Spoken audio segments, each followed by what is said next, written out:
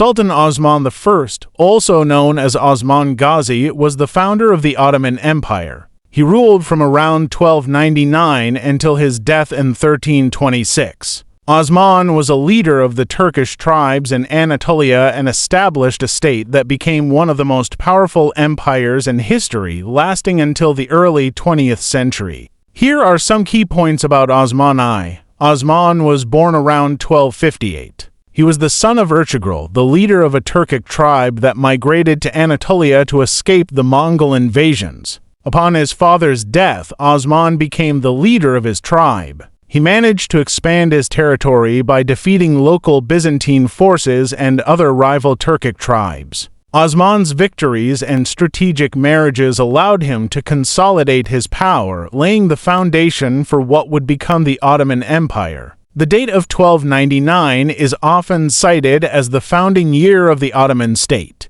Osman's legacy is vast, as he is considered the progenitor of the Ottoman dynasty, which ruled over a significant portion of Europe, Asia, and Africa for over 6 centuries. The term Ottoman itself is derived from his name. Osman died in 1326 and was succeeded by his son, Orhan, who continued his father's expansionist policies and further solidified the power of the nascent Ottoman state. Osman's successful leadership and the establishment of the Ottoman dynasty marked the beginning of an empire that would profoundly influence global history. If you like the video, please press the like button, share, and subscribe our channel. Thanks for watching.